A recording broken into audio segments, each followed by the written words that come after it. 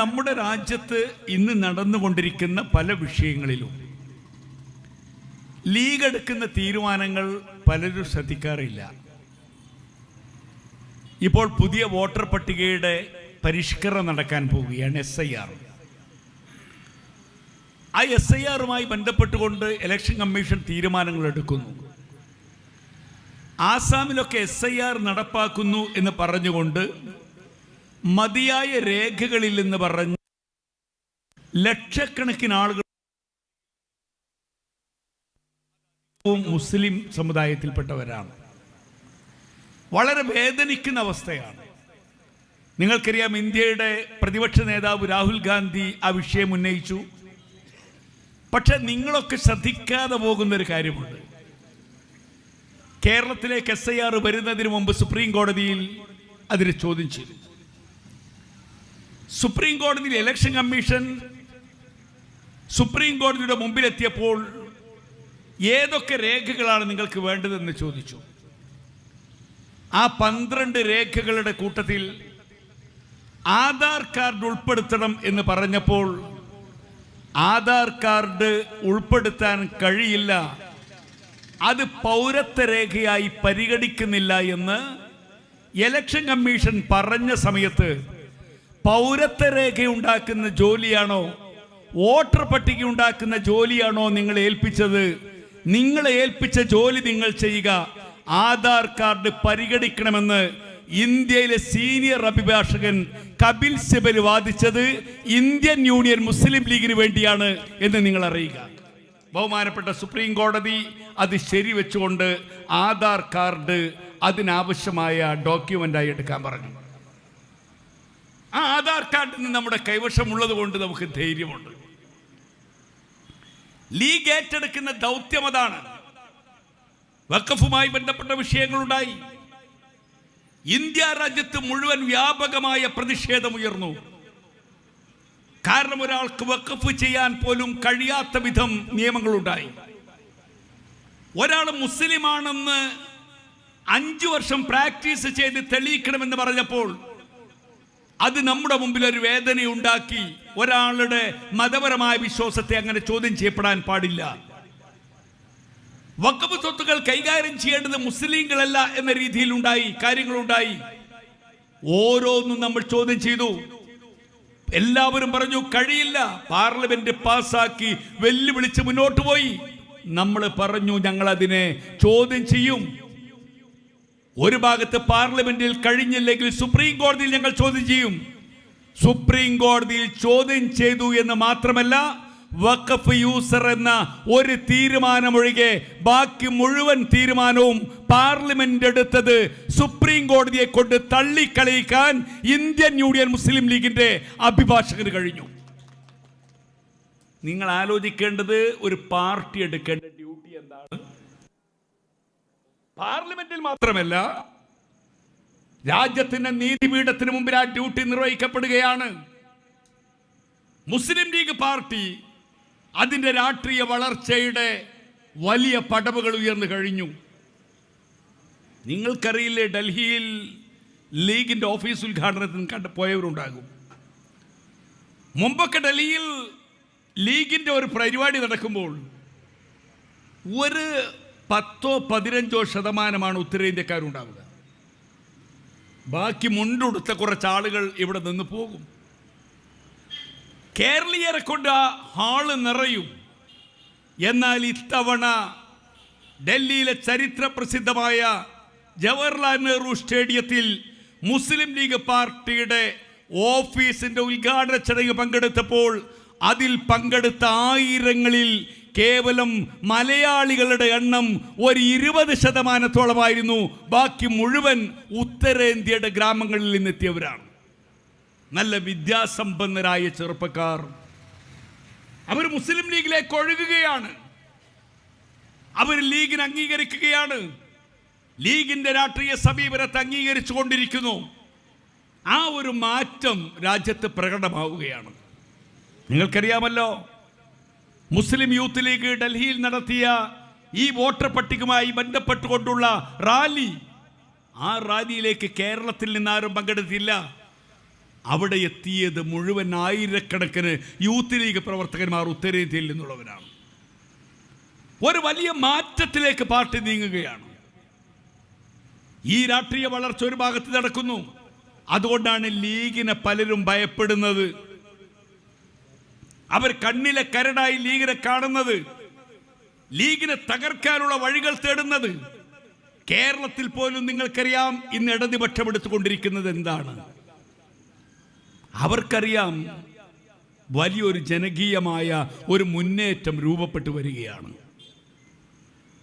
അത് പലതും തങ്ങൾക്കെതിരാണ്. ഒരു ഭാഗത്ത് വർഗീയതയുടെ വിഷബീജങ്ങൾ രാജ്യത്ത് വിതറി തങ്ങളുടെ വോട്ട് ബാങ്ക് പിടിച്ചു നിർത്താനും ജനാധിപത്യത്തിന്റെ ഏറ്റവും വലിയ നെടുന്തൂടായി നിൽക്കുന്ന വോട്ടർ പട്ടികയിൽ പോലും കൃത്രിമം കാണിക്കാനും ഒരു ഭാഗത്ത് സർക്കാർ തയ്യാറാകുമ്പോൾ ആ കേന്ദ്ര ഗവൺമെന്റിനെ കൊടപിടിക്കുന്ന ഒരു സമീപനം കേരളം ചെയ്യുന്നു. കേരളം ചെയ്യുന്ന സമീപനം എന്താണ്? ഇന്ന് നിങ്ങൾക്കറിയാം, ശബരിമലയുടെ പേരിൽ അയ്യപ്പ സംഗമം സംഘടിപ്പിച്ചിരിക്കുന്നു. എന്താണ് ഉദ്ദേശശുദ്ധി? ശബരിമലയുടെ പേരിലാണ് ആ സംഗമം സംഘടിപ്പിക്കുന്നത് എങ്കിൽ ശബരിമല വികസനം നടക്കണമെന്ന അഭിപ്രായമുള്ളവരാണ് ഞങ്ങളൊക്കെ. ആർക്കും രണ്ട് അഭിപ്രായമില്ലല്ലോ. കാരണം ഇവിടത്തെ ലക്ഷക്കണക്കിന് തീർത്ഥാടകർ ഒഴുകിയെത്തുന്ന കേരളത്തിലെ വലിയ ഒരു സംഗമമാണത്. അതുകൊണ്ടാണ് ഐക്യ ജനാധിപത്യ മുന്നണി ഗവൺമെന്റിന്റെ അവസാന ഘട്ടത്തിൽ ഉമ്മൻചാണ്ടി 300 ഏക്കർ ഭൂമി അതിന്റെ വികസനത്തിന് വേണ്ടി നീക്കിവെച്ചത്. 9 വർഷം ഇടതുപക്ഷം ഭരിച്ചിട്ട് ആ 300 ഏക്കർ ഭൂമിയിൽ 1 രൂപ പോലും ചെലവഴിച്ചിട്ടില്ല. ചെലവഴിച്ചില്ലെന്ന് മാത്രമല്ല, ആ ക്ഷേത്രത്തിലെ സ്വർണം പൂശിയ പാളികളിൽ നിന്ന് 4 കിലോ സ്വർണം മോഷണം പോയിരിക്കുന്നു. കോടതി ചോദിച്ചു, എവിടെ 4 കിലോ സ്വർണം മോഷണം പോയത് എവിടെ? ഒരു ഗവൺമെന്റിന് ശബരിമല ക്ഷേത്രത്തിലെ സ്വർണപ്പാളികൾ പോലും സംരക്ഷിക്കാൻ കഴിയാത്ത പരാജയമുണ്ടായിരിക്കുന്നു. എന്നിട്ട് ഇപ്പോ അവിടെ അയ്യപ്പ സംഗമം സംഘടിപ്പിച്ചിരിക്കുന്നു. ആ സംഗമത്തിന്റെ ലക്ഷ്യം എന്താണ്? ആ സംഗമത്തിന്റെ ലക്ഷ്യമെന്ന് പറയുന്നത് ഈ രാജ്യത്ത് ഇതാ മറ്റുള്ളവരൊക്കെ ഒരുമിച്ചിരിക്കുന്നു. ആ സംഗമത്തിൽ അയ്യപ്പന്റെ ചിത്രമില്ല, അവിടെ വെള്ളാപ്പള്ളി നടേശനാണുള്ളത്. ആ വെള്ളാപ്പള്ളി നടേശൻ ആരാണെന്ന് നിങ്ങൾക്കറിയാമല്ലോ. മലപ്പുറത്ത് വന്ന് നോമ്പ് കാലത്തൊരു വെള്ളം പോലും കുടിക്കാൻ കിട്ടില്ലെന്ന് പറഞ്ഞ, മലപ്പുറത്ത് വന്നാൽ എനിക്കൊരു ഭീതിയാണെന്ന് പറഞ്ഞ് ഒരു രാജ്യത്തിലെ ജനങ്ങളെ വർഗീയതയുടെ വിഷബീജങ്ങൾ കൊണ്ട് അവരെ കൊന്നൊടുക്കാൻ ശ്രമിക്കുന്ന വെള്ളാപ്പള്ളി നടേശനെ മുഖ്യസ്ഥാനത്തിരുത്തിയിട്ട് അവിടെ പിണറായി വിജയൻ കളിക്കുന്ന നാടകം എന്തായിരിക്കും? ഒരു സർക്കാരിന്റെ ജോലി ഇവിടെ ഏതെങ്കിലും അയ്യപ്പ സംഗമമോ അല്ലെങ്കിൽ പള്ളി പെരുന്നാളോ അല്ലെങ്കിൽ സലാത്ത് നഗറോ അതൊക്കെ സംഘടിപ്പിക്കേണ്ടത് സർക്കാരല്ല, നല്ല വിശ്വാസി സമൂഹമുള്ള ഒരു നാടാണിത്. അപ്പൊ അവർക്ക് ലക്ഷ്യം എന്താണ്? ഇവിടുത്തെ ന്യൂനപക്ഷങ്ങളോടൊപ്പം മുഴുവൻ മുസ്ലിം ലീഗിനോടൊപ്പം മഹാഭൂരിപക്ഷം ഉറച്ചു നിൽക്കുകയാണ്. ഞങ്ങൾ പ്രതീക്ഷയർപ്പിച്ച പുതിയ തലമുറയും ഞങ്ങൾക്ക് കിട്ടുന്നില്ല. മമ്മി ഹാജിയുടെ കാലഘട്ടം കഴിഞ്ഞു, പിന്നീട് പുതിയൊരു തലമുറ വന്നു. ഇവർ കണക്ക് കൂട്ടിയിരുന്നു, ലീഗ് നിലനിൽക്കില്ല. കാരണം നല്ല വിദ്യാസമ്പന്നരായ ചെറുപ്പക്കാർ വരുമ്പോൾ മാറ്റങ്ങൾ ഉണ്ടാകും. ആ ചെറുപ്പക്കാർ വന്നപ്പോൾ സംഭവിച്ചത് എന്താണ്? ഈ കേരളത്തിലെ മിക്ക യൂണിവേഴ്സിറ്റികളിലും നമ്മൾ വലിയ സ്വാധീനമായി. കാലിക്കറ്റ് യൂണിവേഴ്സിറ്റി ഭരിക്കുന്നത് നമ്മളാണ്. CH മുഹമ്മദ് കോയ സാഹിബ് തിരുവനന്തപുരത്ത് നിന്ന് പുറപ്പെട്ടാൽ കോട്ടൺ ഹിൽ ഗേൾസ് ഹൈസ്കൂളിന് മുമ്പിലെത്തുമ്പോൾ കരഞ്ഞിരുന്നു എന്ന് പറയുന്നു. കാരണം അവിടെ നിന്ന് ഇറങ്ങി വരുന്ന പെൺകുട്ടികളുടെ ആരവം കാണുമ്പോൾ എൻ്റെ മക്കൾ എന്നാണ് ഇങ്ങനെയാവുക എന്ന് ചോദിച്ച CH. എങ്കിൽ നിങ്ങൾ അറിയുക, ആ CHന്റെ മക്കളാണ് ഇന്ന് ഈ വേദിയിൽ വന്ന് MBBS കഴിഞ്ഞ് അവാർഡ് വാങ്ങുന്നത് എന്ന് നിങ്ങൾ അറിയുക. ആ CHന്റെ മക്കളാണ്. നിങ്ങൾ മനസ്സിലാക്കേണ്ടത്, ആ പെൺകുട്ടികൾ ഇന്ന് കോഴിക്കോട് മെഡിക്കൽ കോളേജ് അവസാനിക്കുന്ന സമയത്ത് പർദ്ദ ധരിച്ച പെൺകുട്ടികൾ വരുന്നത് കണ്ട് അറബിക് കോളേജാണോ എന്ന് ചോദിക്കുക മാത്രമല്ല, പരിയാരം മെഡിക്കൽ കോളേജിന്റെ യൂണിയൻ ഭരിക്കുന്നത് MSF ആണ് എന്ന യാഥാർത്ഥ്യം കൂടി നിങ്ങൾ അറിയുക. കാരണം അവിടേക്ക് നമ്മൾ വളർന്നു കഴിഞ്ഞു. കാലിക്കറ്റ് യൂണിവേഴ്സിറ്റിയുടെ ചെയർപേഴ്സൺ ഒരു മുസ്ലിം പെൺകുട്ടിയാണ്. എല്ലാ യൂണിവേഴ്സിറ്റികളിലും നമ്മൾ ഇന്നുണ്ട്, കേന്ദ്ര സർവകലാശാലകളിലുണ്ട്. അവർക്കിതറിയാം. പുതിയ തലമുറ ഇവരോടൊപ്പമാണ്, രാഷ്ട്രീയമായി ചിന്തിക്കുന്നവരോട് നമ്മളോടൊപ്പമാണ്. ഇത് മനസ്സിലാക്കി ഇനി ഞങ്ങൾക്ക് ഉപയോഗപ്പെടുത്താനുള്ള ആയുധം വർഗീയതയാണെന്ന് തിരിച്ചറിയുന്നു. ഇന്ന് മിനിഞ്ഞാന്ന് ഹിന്ദു ദിനപത്രത്തിൽ ഒരു ലേഖനമുണ്ട്, ഞാൻ അവസാനിപ്പിക്കുകയാണ്. ആ ലേഖനം എഴുതിയ ബേബിയാണ്, MA ബേബി, CPMന്റെ ജനറൽ സെക്രട്ടറി. ബേബി ആ ലേഖനത്തിൽ പറയുന്നത്, കമ്മ്യൂണിസം മതം മനുഷ്യനെ മയക്കുന്ന കറുപ്പാണ് എന്നാണ് മാക്സ് പറഞ്ഞത്. എന്നാൽ ആ കറുപ്പ് ചില രോഗങ്ങൾക്കുള്ള ചികിത്സയായി ഉപയോഗിക്കാറുണ്ടല്ലോ. ശബരിമലയിൽ ഇപ്പോഴുള്ള ഒരു രോഗത്തിൻ്റെ ചികിത്സയാണ് ഞങ്ങൾ തേടുന്നത്. അതിൻ്റെ വ്യാഖ്യാനം എന്താണെന്ന് നിങ്ങൾ അംഗീകരിക്കും. നോക്ക്, നമ്മുടെ കുട്ടികൾ ദാറുൽ ഹുദ അക്കാഡമിയിൽ നിന്ന്, വാഫി കോളേജുകളിൽ നിന്ന് നമ്മുടെ കുട്ടികൾ അങ്ങനെ ഒഴുകുകയാണ് കേന്ദ്ര സർവകലാശാലകളിലേക്ക്.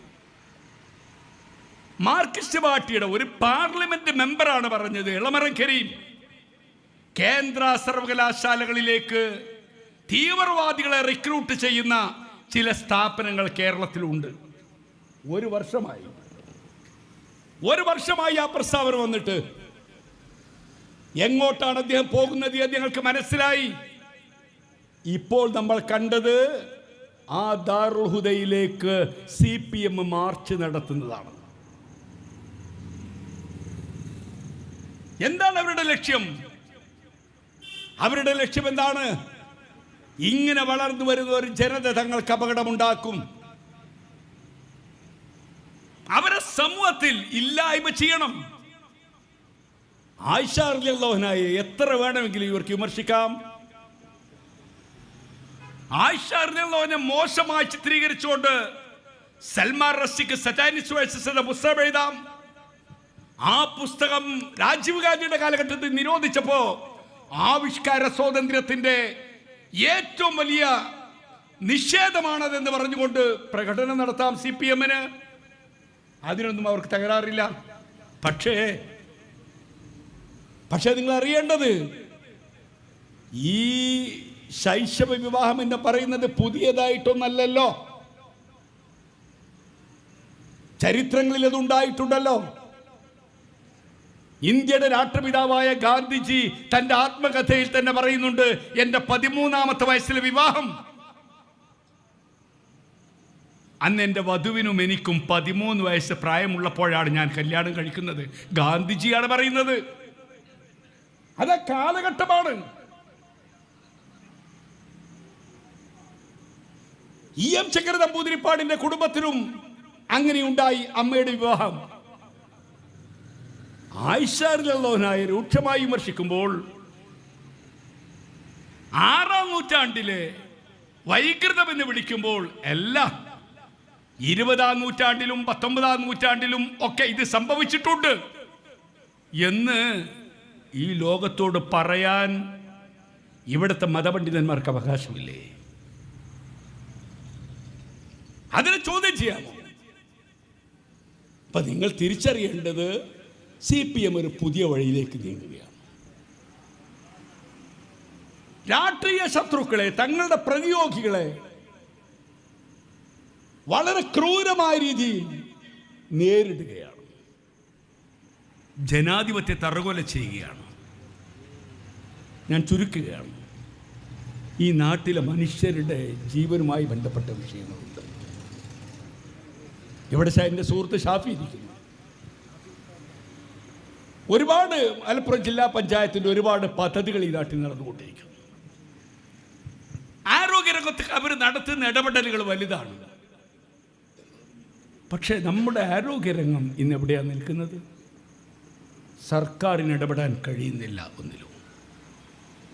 ഇന്നലെ കുഞ്ഞാലിക്കുട്ടി സാഹിബിന് മനോഹരമായൊരു പ്രസംഗമുണ്ട്.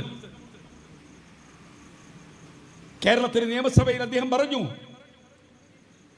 അരി കേന്ദ്രത്തിൽ കുറച്ച് കൂടുതൽ രാജ്യത്ത് ഉൽപ്പാദിപ്പിക്കുന്നത് കൊണ്ട് റേഷൻ മുടങ്ങിയിട്ടില്ല, അതുകൊണ്ട് പട്ടിണി കിടന്നിട്ടില്ലെന്ന് നിങ്ങൾക്ക് സമാധാനിക്കാം. പക്ഷേ റേഷനരി ഒഴികെയുള്ള ബാക്കി ഉൽപ്പന്നങ്ങൾ ഏതൊന്ന് നിങ്ങൾ എടുക്കുക, ആ വിലക്കയറ്റം നിയന്ത്രിക്കാൻ എന്താണ് സർക്കാരിൻ്റെ ഭാഗത്ത് നിന്നുണ്ടായത്? ഒരു സർക്കാർ ഭരണരംഗത്ത് നിഷ്ക്രിയമായിരിക്കുന്നു. രാജ്യത്ത് വർഗീയതയുടെയും അതുപോലെ തന്നെ ഭരണരംഗത്ത് എല്ലാം പ്രചരിപ്പിച്ചുകൊണ്ട് വീണ്ടും ഒരു തിരിച്ചുവരവിന് പരിശ്രമിച്ചു കൊണ്ടിരിക്കുന്ന ഘട്ടത്തിൽ വലിയ ഉത്തരവാദിത്തത്തോടു കൂടി മുന്നോട്ട് പോകേണ്ടതായി നമുക്കുണ്ട്. നമുക്ക് ഒരു ലോക സമൂഹത്തിൻ്റെ ഭാഗമാണ്. അടുത്ത 25-ന് എറണാകുളത്ത് പലസ്തീൻ ഐക്യദാർഢ്യ റാലി നടക്കുകയാണ്. നമ്മളിന്ന് വൈകുന്നേരം രാത്രി പോയാൽ TV നിങ്ങൾ തുറക്കും. പലപ്പോഴും തുറക്കാൻ തോന്നാറില്ല. കാരണം നമ്മുടെ മക്കൾ മരണസംഖ്യ 65,000 കവിഞ്ഞു. കൊച്ചുകുട്ടികളെ കൊന്നൊടുക്കുകയാണ്. ഇതിൻ്റെ തുടക്കം മുതൽ അവരോടൊപ്പം ഐക്യദാർഢ്യം പ്രകടിപ്പിച്ചവരാണ് നമ്മൾ. ഇന്ത്യയുടെ സ്വാതന്ത്ര്യം കിട്ടിയ 48-ൽ ഗാന്ധിജി പറഞ്ഞത് പലസ്തീന മണ്ണ് അറബികളുടേതാണ്, അത് അവർക്ക് അവകാശപ്പെട്ടതാണ്. യങ് ഇന്ത്യയിൽ ഗാന്ധിജി എഴുതി. അന്ന് റഷ്യയും അമേരിക്കയും 2 ശാക്തിക രാഷ്ട്രങ്ങൾ അപ്പുറത്തും ഇപ്പുറത്തും നിൽക്കുമ്പോൾ പണ്ഡിറ്റ് ജവഹർലാൽ നെഹ്റു രംഗത്ത് വന്ന് നെഹ്റുവും ഈജിപ്തിന്റെ ഗമാൽ അബ്ദുൽ നാസറും ടിറ്റോയും കൂടി ചേരിചേരാ പ്രസ്ഥാനമുണ്ടാക്കി പലസ്തീന് വേണ്ടി വാദിച്ചു.